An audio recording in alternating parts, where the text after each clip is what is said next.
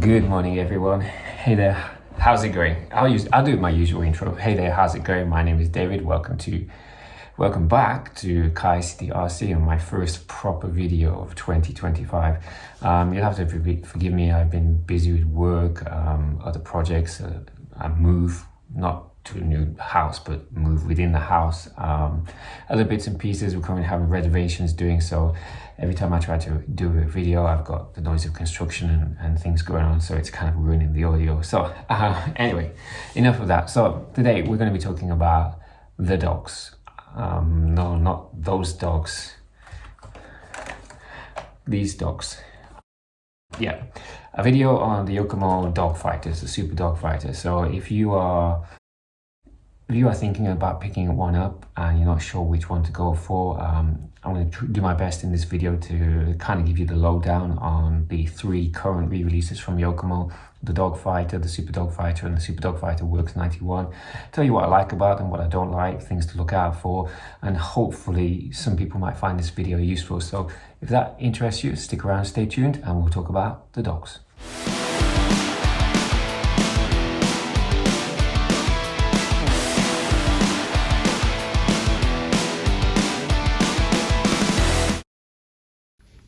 Well, without further ado, let's get straight into it. Before we begin, I'm not going to be talking about my carpet spec Super Dog Fighter that I've raced in several races. This has been heavily modified, so I don't think it really irrelevant to this video. I've got some videos on this on my channel. I'll put links in the description below. So today we're just going to be talking about the standard dog fighters. I'm not really going to do an in-depth review of these two because I've already covered them on my channel. Again, links in the description below. The purpose of this video is really, if you are new to Yokomo Dog Fighters and you're considering purchasing your first one, this video is just intended as a guide, things to consider before buying, what I would recommend, all personal opinion of course, what I would recommend, which is best suited for what purpose. So without further ado, let's get into it. I think the best place to start though is a little bit of background about Yokomo.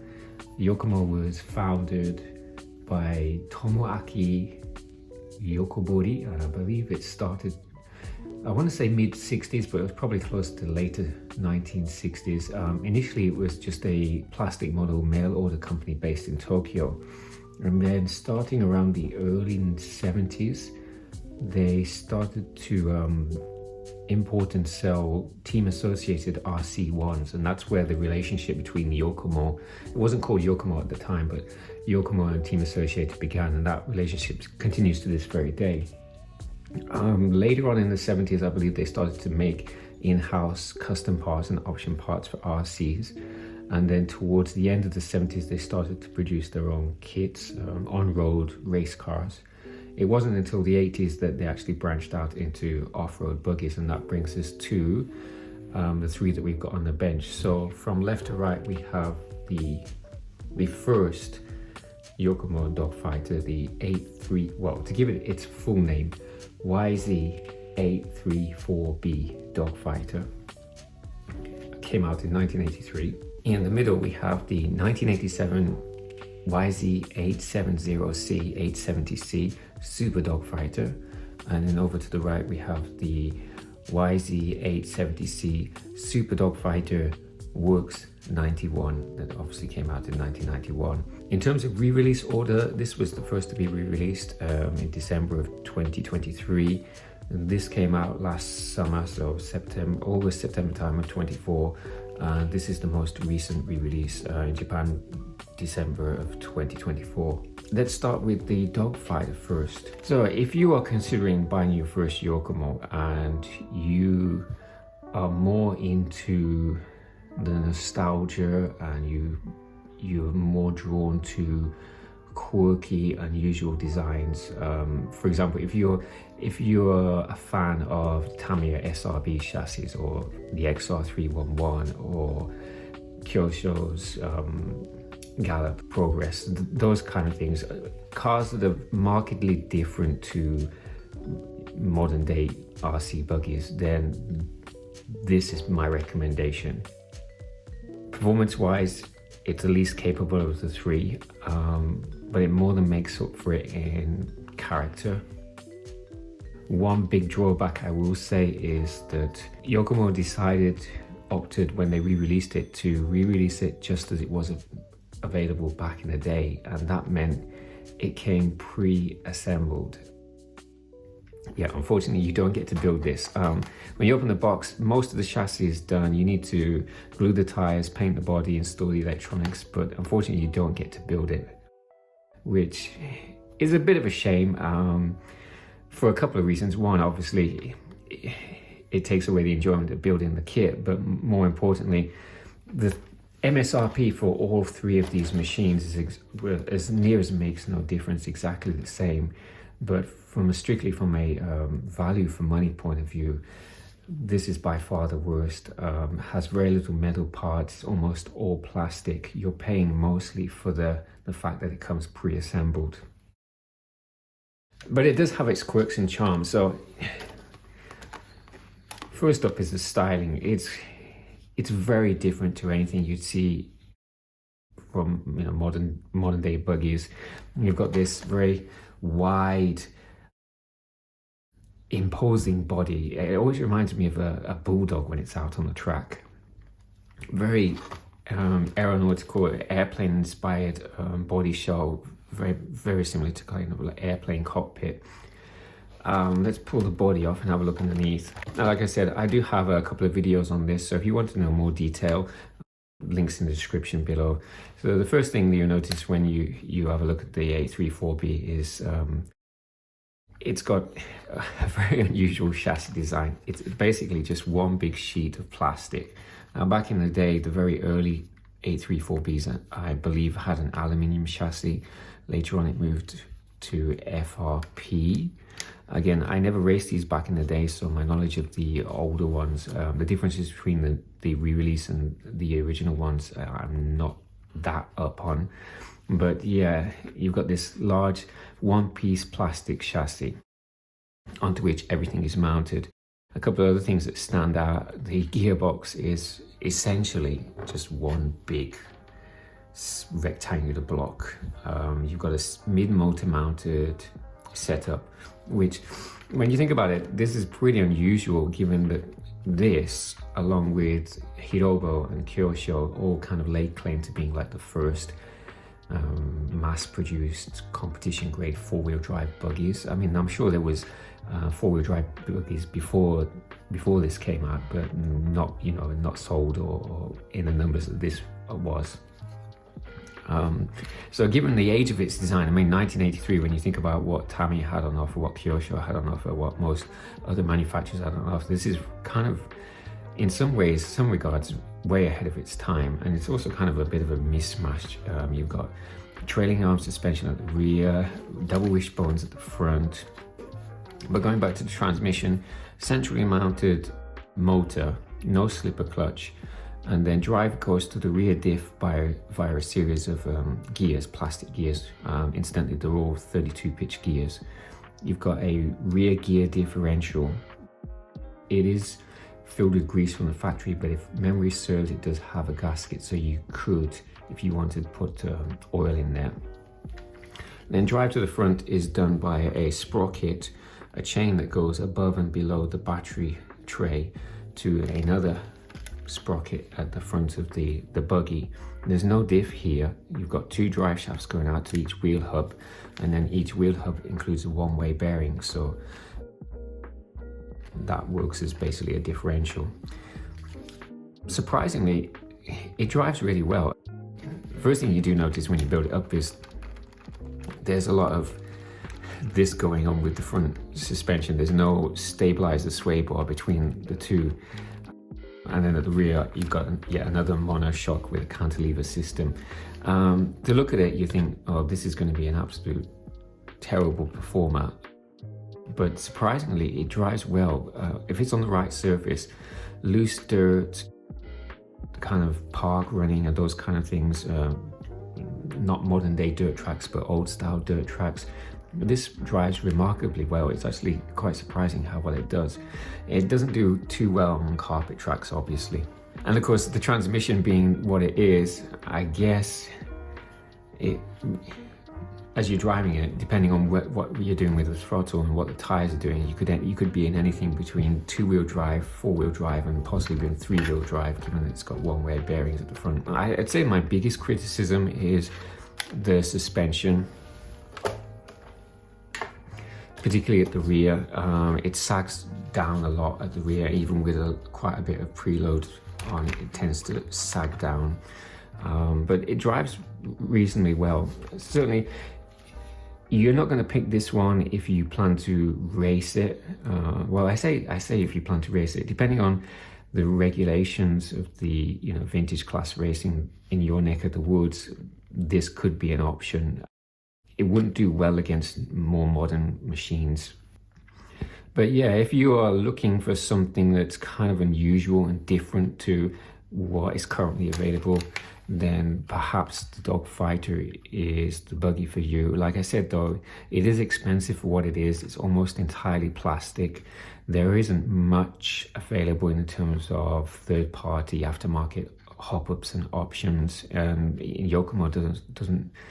I haven't checked recently, but I don't think they sell very much in the way of options for this either.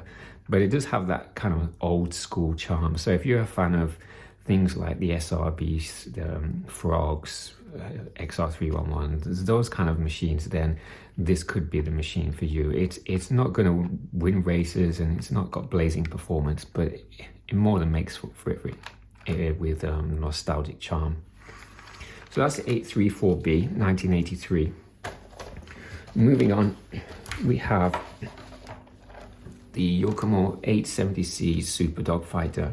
So by this point in time, Masami Hirosaka, the legend, had joined Yokomo, and I believe he had quite a bit of input in the design of this buggy. Just looking at the body show, you can see some resemblance. It's got the same kind of like curved cockpit style window, but it's a much narrower design, much more sleeker. But under the hood, apologies for the sound.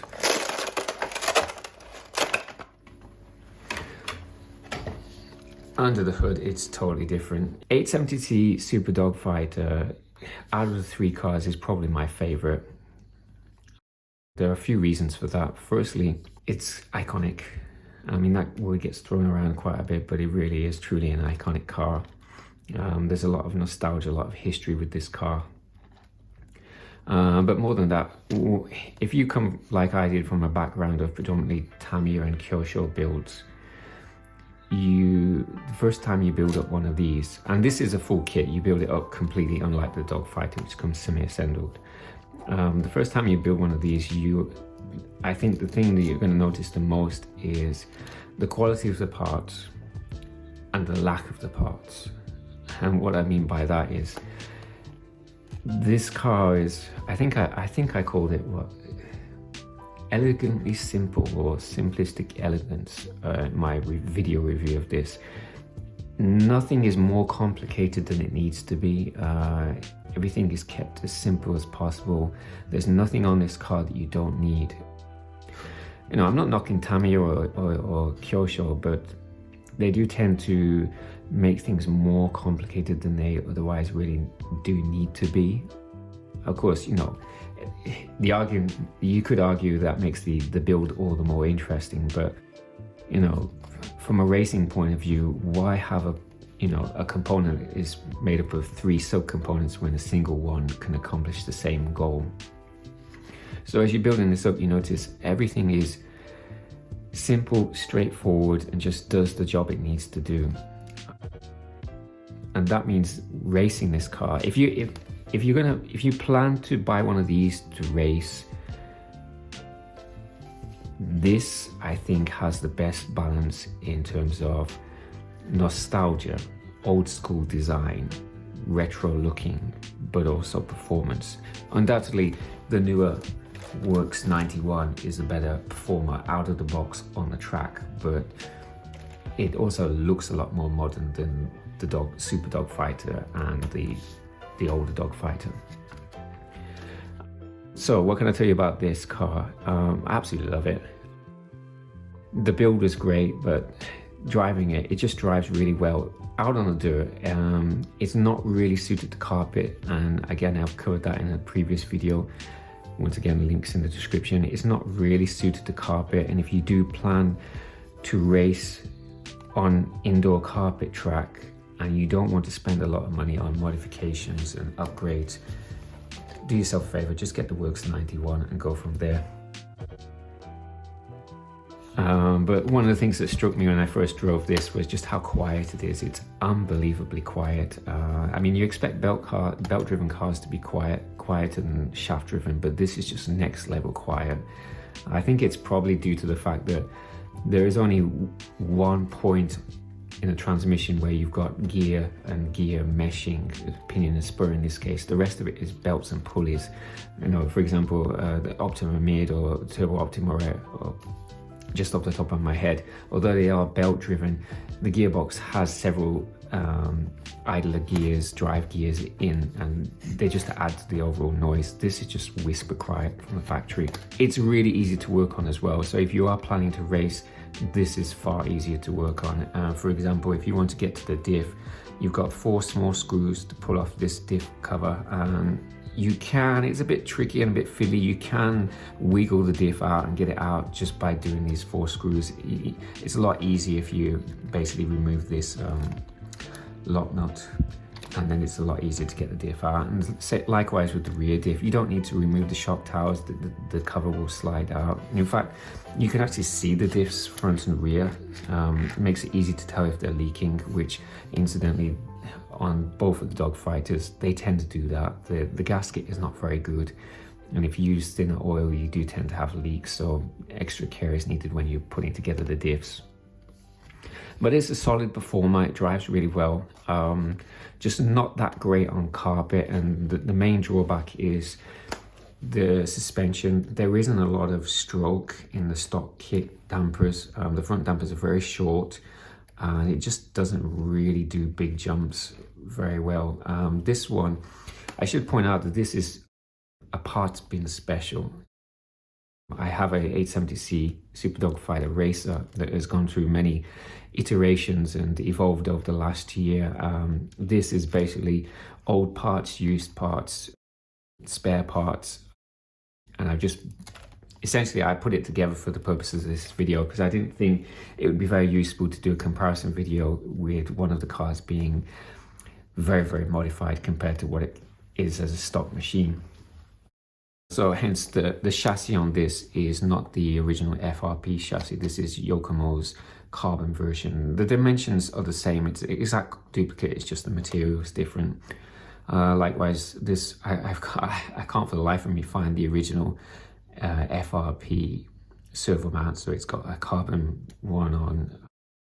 I've done some modifications to the dampers to get a little bit more travel, so it's using longer, my mind's gone blank now, longer shock ends, low profile spring cups, spring perches to try and get a little bit more movement, a little bit more suspension droop. So there are a few changes on. Of course, the wing is not an aftermarket wing, but for all intents and purposes, this is a pretty much stock 870c.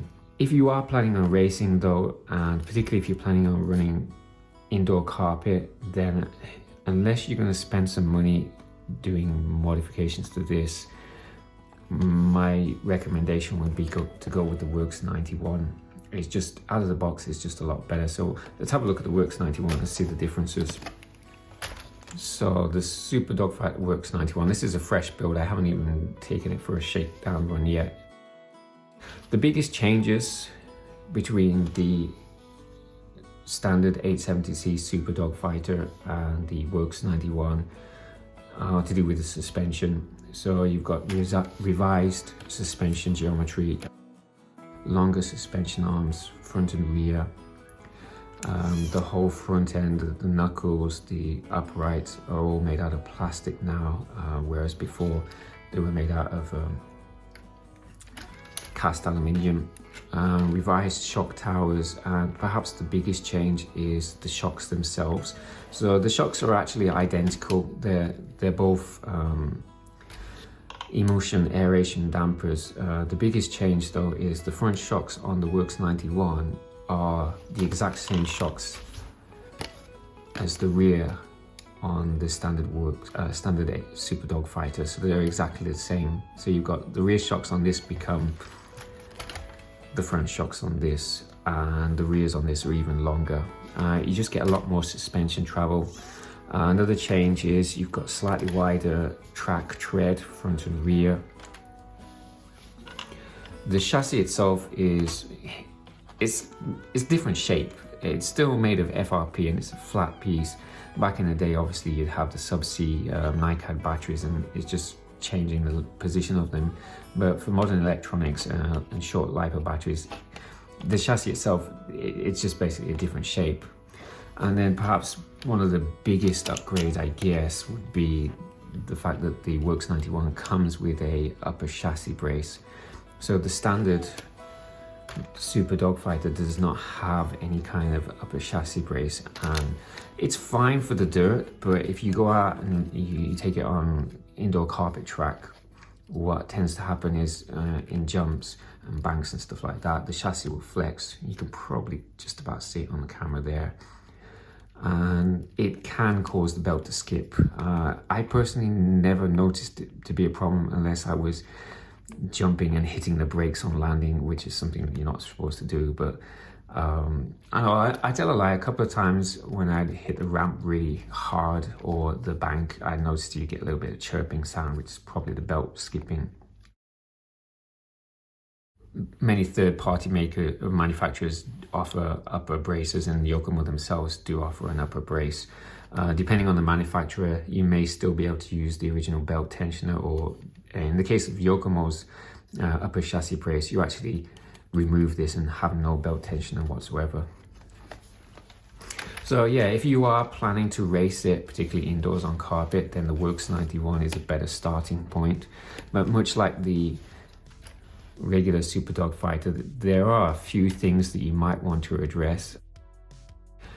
Most commonly, both cars suffer from the same thing, and that, well, I say both cars, all three of them suffer from the same problem, and that is weight balance between the left and right sides. You've got a heavy motor and a battery on this side, and modern day electronics just don't really offset the weight that much, and so you do have a bit of a weight balance. A lot of conversion kits, for example the EXO design, they relocate the battery from this side to this side and redistribute the weight. Now, I did the conversion when I originally ran my Super Dog Fighter at the GFCC last year. I ran this chassis with the battery in its normal location, and soon after I did the conversion and had the battery relocated to this side, and I've got to say, at my skill level, I didn't really notice the difference. A pro driver, perhaps they would notice, but for me, it wasn't a huge difference. And I will also say that in both of the races where I raced my 870c, the people that won the A main, they were running standard chassis, not conversion chassis. And so I don't really think it, on the bench, yeah, you notice it, but I don't think it translates to a loss of performance out on the track. Again, I am no pro racer, so just take that with a grain of salt. So yeah, if you're planning to race it, then the Works 91 is probably the better starting point. If I was to pick one, what would I choose? That's a tough one. I'd probably go with the 870c Super Dog Fighter. Technically the Works 91 is the better car, better performing car, but looks wise, I prefer the looks of this. It's just got more of a vintage retro appeal, and it's also got the history and nostalgia associated with it. So this would be my choice. Well, I'm gonna shut up here because I tend to waffle on too much. So if there's any questions or any kind of queries or anything like that, just shoot me a comment below and I'll try and answer them. I of course do have my Super Dog Fighter carpet spec, which as you can see has the EXO XO design conversion done, so the battery has been relocated. If anybody wants a video on that, I suppose if I find the time, I'll try and make a video on that if there's enough interest. But that's it for this one. So I hope this video has been useful. Again, I am no dog fighter expert, but after building 4 of them and racing past year or so, I hope that this has been useful. Anyway, I'm gonna shut up. I'll catch you in the next one.